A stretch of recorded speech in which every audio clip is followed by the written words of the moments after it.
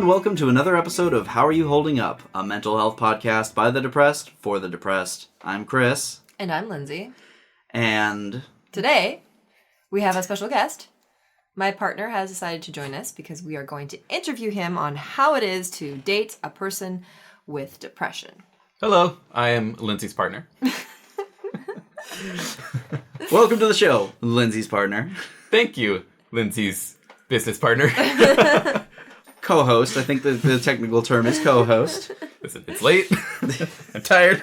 It is late and tired. I'm ready to open up. So tell us all about who you are. Who I am? Well, I don't suffer from depression, but I have had experiences with it for sure.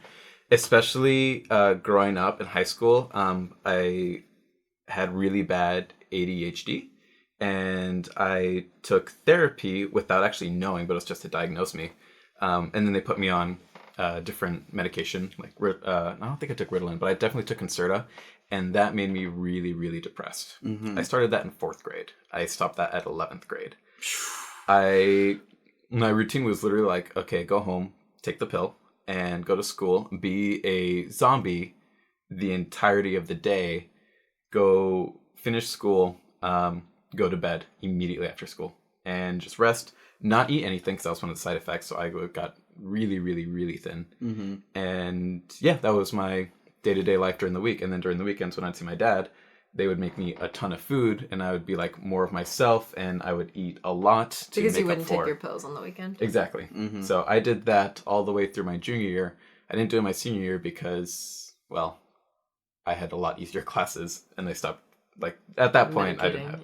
Yeah, so... That makes a lot of sense. When would you say that you were starting to experience depression? Do you think right away when you were really young?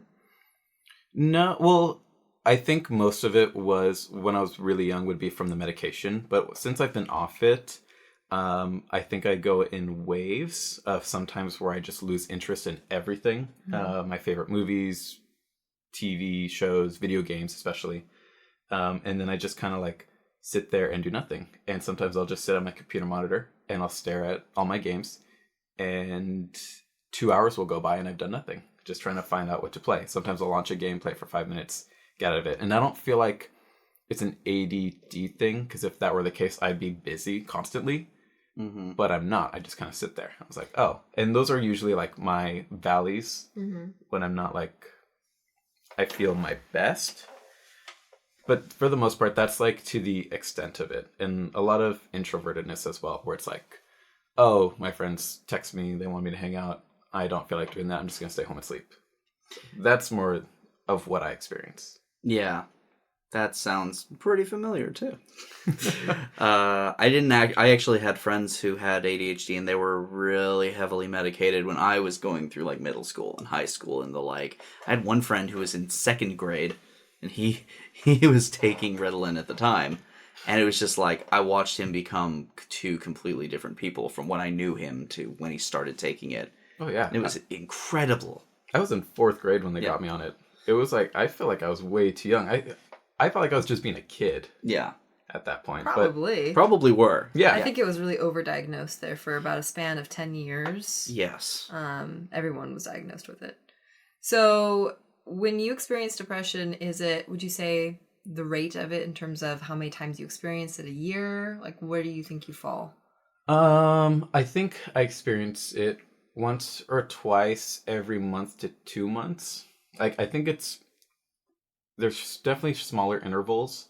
And I wouldn't say it's like crippling. I feel like it's more of, maybe I associate it more with like an introvertedness where I don't want to go out. But then when I couple it with like losing interest in hobbies, that's when I feel like, oh, maybe I'm depressed. And it takes a while for me to get out of it. What is a while? I think like a few days. Afterwards, like I'll sit down, then I'll start playing music. I'll make myself play a game, or maybe I'll like actually try and reach out to friends and be like, hey, let's go out, let's go get lunch, let's try something. And I try to actively pull myself out because I'll be in it for like a day, and then next time I still feel that way, I'll become aware of it, and that's when I try to pull myself out. So, usually. Yeah. Or I'll reach out to you, and I'll talk to you and be like, hey, I'm feeling weird. Yeah. You know, let's hang out. Let's go on a date. Yeah. Go see a movie. Or just like watch TV and just hang out. Yeah. So when you met me, at that point you'd already had experiences for yourself with depression and everything. And prior to me, would you say that your previous partner or partners, had they ever had depression so you knew what that would be like? Or is it a little bit, and I'm sure with, as my listeners, as you guys know, depression takes forms dependent on the personality. It can be very different for all of us. So I think if you're with one partner with depression, it might look very different with another. But going back to you, partner of mine, what would you say? So before I met you, my experience is my last partner did suffer from depression in a different way. And I won't really go into it, but it was a lot of self-consciousness. Sure. That also affected me. And I would try to make her feel better, but at the same time would bring me down. And it was kind of like... kind of self-sacrificial. Yeah. And I think I became a lot more depressed, and I definitely turtled a lot more during that, especially towards the end, where it's like I just went to work and then came back and then just like enclosed myself in a room by myself and just watched TV for hours until I had to go to bed at 2 a.m. It was like a drain. It's a big drain. I think for people who are unaware that they're depressed or unaware of their issues, it can be kind of a nightmare because, first of all, you hate yourself because you're dealing with all these things. And then you're with a partner who you feel like should be fixing everything. And she might have been at a place where she thought like things were getting better, but then she blamed you when it didn't. And so I know that if you're not working on it, it can look different. The communication can look different. So for being with me, somebody who's been through a lot of therapy and stuff, is it daunting? Because I come at you with all of this, like, here's all the therapy I've gone to, and here's my depression podcast. Here's like, because I think back in the early days, one of our earlier episodes, we were like, when do you tell somebody that you're depressed or you have a depression podcast? When do you tell somebody that? And I think, luckily, you already knew. Universal experience, yeah. Yeah. Yeah, it's a universal experience to know when to tell someone you have a depression podcast. Yeah. So I did know who you were before I had met you. Yeah. So I knew that you were running a depression podcast, which I also assumed you knew about depression and were depressed at some points. But I think it wasn't daunting to me when you came out with it or told me like all the therapy that you've been to and like how much you've worked on yourself. I think it's a lot better because you are actually very aware, and when you feel a certain way, you let me know, and you're very communicative with me, which I really appreciate because I did not have that before. I had mind games, and those aren't fun. And we don't communicate, and then stuff falls apart. There is a lot of, for people who've kind of been through a depression, sometimes that we do feel like we forget that not everybody is psychic, and we aren't always giving our best voice forward in terms of like, yeah, I'm feeling like shit, but they should know because I'm not acting like I'm supposed to. That's not the case, though, all the time. So it really does come down to communication being the utmost importance, no matter what. Well, what's also kind of nice with you is I feel like I can read you really well. And so I know if like you're in a funk or something's going on and you're not yourself. And that way I could take different steps to approach any situation where it's like if you're not happy or maybe if you're like depressed. What is it like for you? Sorry to interrupt, but what is it like for you? Because I think you've seen me on all kinds of different levels of happy and sad and depressed. What are the tells for you when you can see that I'm starting to go into a depression and once I'm there? You get quieter. You become less, I guess for lack of a better term, bubbly. You definitely want to stay at home and be way more introverted, which I know we're introverts, so I understand, but you're also, when you can be extroverted, you usually are sometimes, and then that goes away. Then I think you become a little bit more irritable. Just like some of the smaller things frustrate you more than before.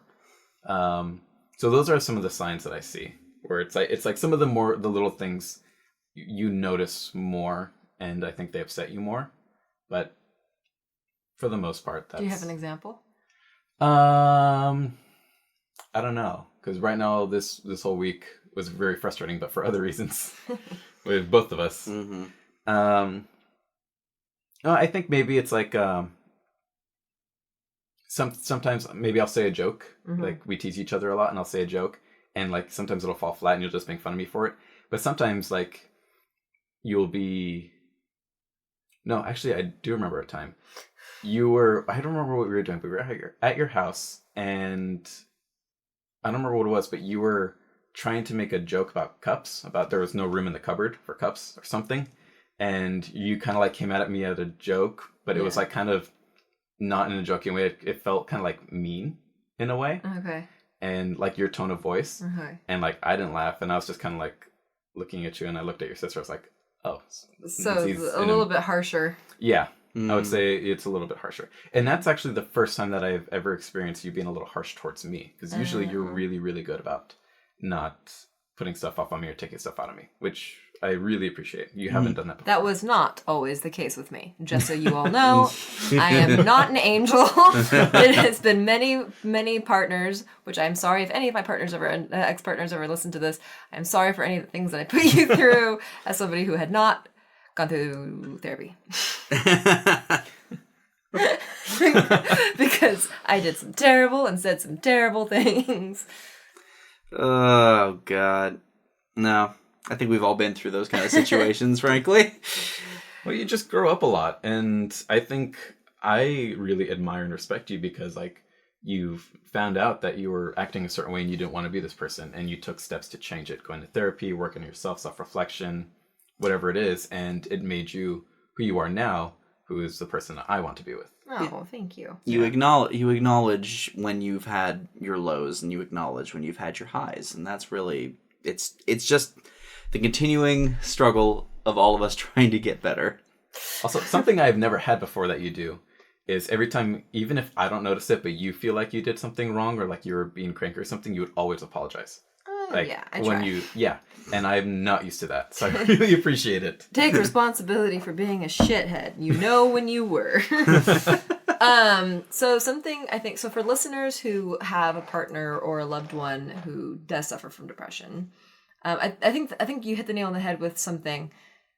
A lot of times I think depression comes off as someone who's irritable and someone who just gets frustrated quickly, is quicker to maybe put down their partner. And it's just because they have a lack of spoons and they're generally numb. And if you're numb, if you suffer from depression numbness, like I do, you just aren't sensitive. And you don't care, and you're a little bit slightly annoyed all the time, and your spoons are gone. Mm-hmm. So for people who are with somebody or have that person in their life, what would be some advice that you would have? Find something that they love, like Krispy Kreme. I know you love Krispy Kreme. Oh, so you mean as the loved one, find something to ignite a happy spark in the other person? No, I think, well, if you start noticing that, obviously... Like for themselves, less about the other partner, but... Something... Like, what do you do for yourself if you find that I'm becoming this, like, oh, Lindsay's numb and she's kind of pulling away and we've communicated about it? So one thing that I tell myself a lot is, like, it's not because of me, it's because of a place that she's at, and I should not blame myself or beat myself up for something that I could have done or should have done, because sometimes it's completely out of my control. And usually I think, like, oh no, I can fix this, I can fix that, and that's how it used to be a lot. But now I've taken steps to it where it's like, I feel like you need space sometimes, and I need to give you your space, and I need you to respect that. Mm-hmm. So it's a lot of, like, I'm trying to reflect on where you're coming from and how you feel, and respect that, and understand it. Because I think sometimes some partners, they see like something's wrong with their partner and they'll try to fix it immediately. Yeah. And that is definitely one of my bad habits, is if like I feel like we're fighting or if something's going on, I try to fix it really quickly. Yeah. And that doesn't always work because you need your space sometimes. I'm totally the same way. Yep. And I think sometimes you just can't fix it. Like you said, if someone's depressed and they're frustrated and they're dealing with a ton of stuff, and they just don't, like, just imagine you at your lowest energy after you've done a ton of things for people and you've been working really hard and you're so tired and you get to go to bed because you know that once you sleep, you're going to wake up refreshed and with energy for the next day. Well, imagine you wake up and you're more tired than the day before, but you're still frustrated and you're still numb and you still don't have any of those spoons. That's what it's like to be depressed, so it can be hard to be a good partner and to be giving. Yeah. So I think the best gift as a depressed partner you can give is just, like we said, communication. Be like, yeah, hey, not you, but everything's annoying me right now because I am exhausted. Yeah, because communication isn't necessarily helpful. It has to be effective communication. Yes. Clear communication. It needs to have purpose. Right. It can't just be, And like we've pushed in the past, you have to take responsibility for what you have. If you have depression, take responsibility for it. That means it sucks, that is something you have to deal with, and you have to deal with it a lot. And Christian said he deals with it sometimes for a couple days. I sometimes deal with it for a couple years at a time. And you can't stop living your life. That's not really a choice that most of us want to make. So what you got to do is you got to figure out ways that people around you can help you and be loving of you. I think my advice for if you have a partner who's depressed, like you're going in through something, is a lot of the times the little things mean the most. So if they're irritable or something's going on with them, bring them some water. If they're in pain, bring them some medication. Buy them flowers. It's like these little things to let them know that you're thinking of them, and like you're with them. You're part of the process. You understand. Obviously, the communicating is important because there's three things. There's, like you guys were just saying, there's either, do you need space? I can leave you alone. Do you want to talk about it and want my advice? Or do you just want to vent and let me listen? So, and sometimes your partner might not always tell you, and sometimes you have to pick up on the signs, which is hard because obviously if you can communicate it, then you would kind of get rid of this whole section trying to figure out what's going on. But yeah, the little things just to let them know, like, I'm thinking of you. I know that we're okay. I know that this is something that you're going through. I'm here for you if you need me, but I'll still do things for you so you don't have to worry about it. Even like running errands or just getting stuff done. Like if you know your partner's schedule, some of the errands that they have to do, just taking some of, like, giving your spoons to them helps. Now, how do you walk the line between being a helpful, loving partner and not becoming codependent? Because what can end up happening if you go into the caretaker role is it becomes a codependent relationship where that person is always expecting that and you're always over-giving. How do you practice a boundary? I think that's a difficult one, and I think it differs per relationship for sure, because everyone's different. But for you personally? For me, it's, I need to, if you like go into depression, I do go into more of a caretaker, but I still try to give you space. And then when you come out of it, I need to take a step back. And like, obviously I'll still be your partner. I'll still take care of you, but I won't do things for you or baby you. So yeah, it's just kind of like stepping in when you need to and stepping out when you've done your job. I think you both mentioned something very interesting also is when you get into a funk. Lindsey, how do you usually approach kind of taking the other side of it when you are not the depressed one?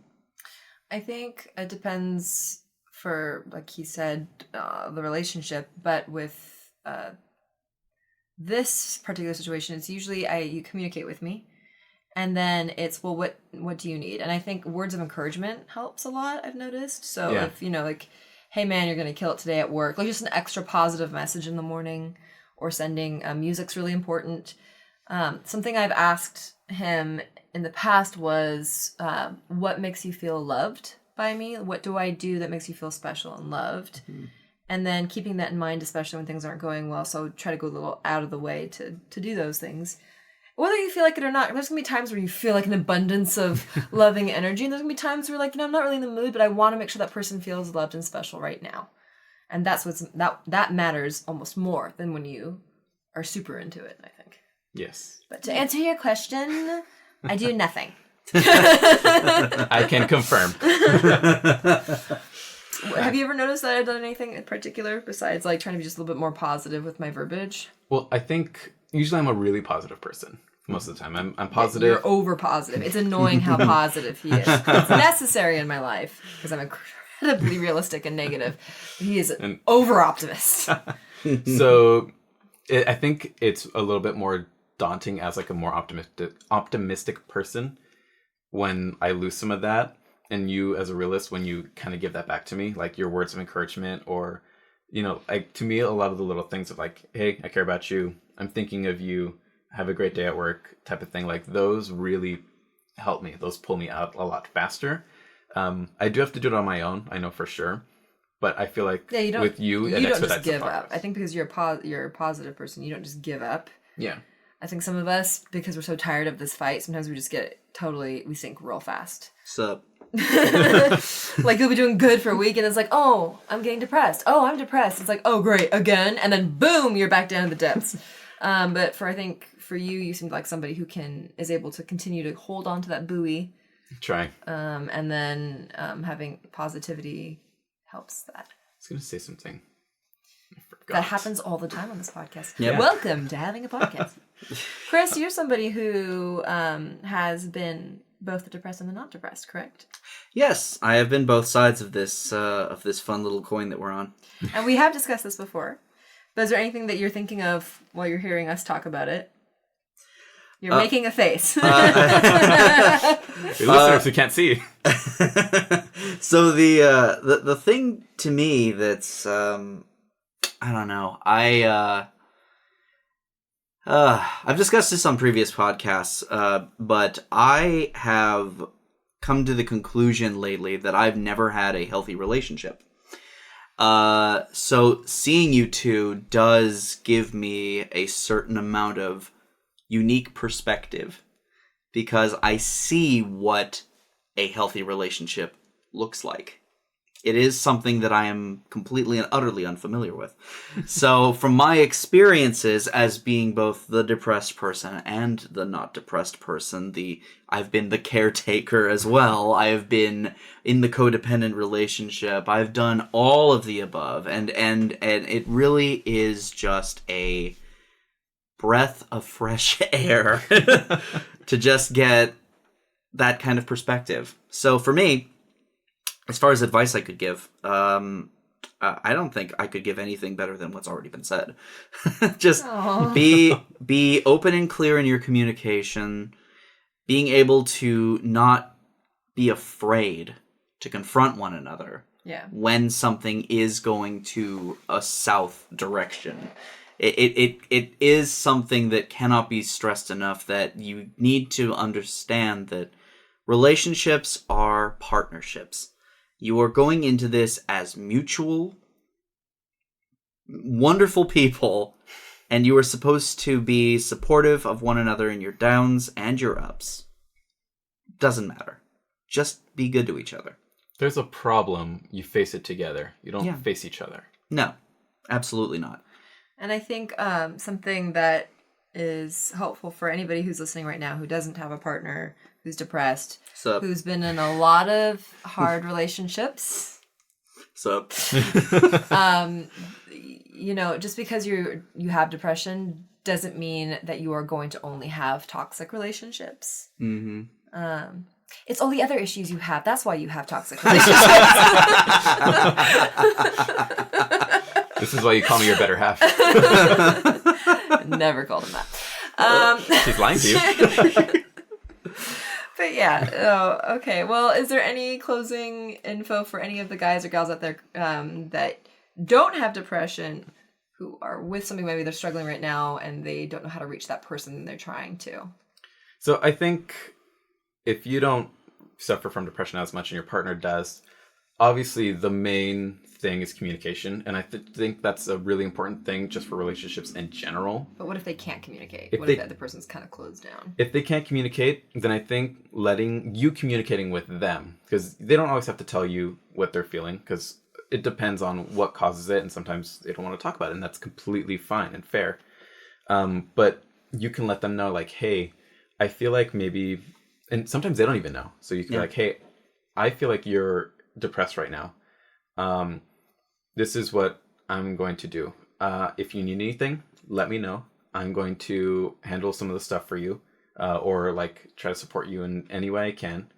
And yeah, just like, I don't know, just try to talk to you. Because I think there was at one point where I started picking up when you were getting depressed before you even knew. Yeah, that's a true story. Yeah, I think when it comes to the non-communication aspect, the best thing that you can do sometimes is to just say whatever it is you're going through. Just know I'm here for you. Mm-hmm. Yeah. If you want to talk, I'll listen. If you want to sit in silence, I'll sit in silence with you. Yeah. If you want me to leave, I'll head out. Yeah. But just, you gotta let me know. I can't read your mind. Being there for your partner doesn't mean you have to physically be there, too. Yeah. Like, I think if you're there emotionally, of course, like that, it's huge. So I would just say, like, make them aware that you understand. Like, you might not understand what they're going through, but you understand that they are going through it and that it's not their fault specifically. Like, I don't blame you at all if you like go into a funk. I know it's not your fault. I know it just happens. And don't blame yourself either, because sometimes you do think like, oh, maybe it's my fault. I could have done something I did. Yeah, something I didn't do. But in most cases, it's not that. It just happens to be the circumstances of the situation. Yeah. So I think if you just let your partner know, hey, I know you might be going through something right now. I'm aware of it. If you need anything, let me know. And just kind of just be there for them. I think that's the best thing. Good advice. I think whether you have depression or no depression, y'all need a support system because your partner can't be everything for you. Yes. There are some times when if you have someone in your life who has depression and they just can't be open with you, whether it's a personality or because their depression's so horrible and they don't have the words, you can't, maybe you're dealing with your own frustrations and your own sadness and you don't want to dump on that person and you tried opening up a few times, maybe didn't work out. You need to have other friends. You can't rely solely on your partner for that. If things aren't going so hot, changing up location, going camping, going on a date, getting out, it's always helpful. Yeah. Find some sort of escape that is not another human being. Yeah.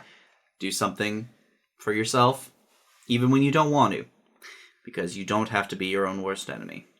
Yeah. And if you're the non-depressed person, make sure that you have mental health space as well, because like it could be a lot, like they were just saying, your partner shouldn't depend on you and you shouldn't depend on your partner. Obviously you're there for each other, so you want to try to balance everything, but do stuff for yourself too.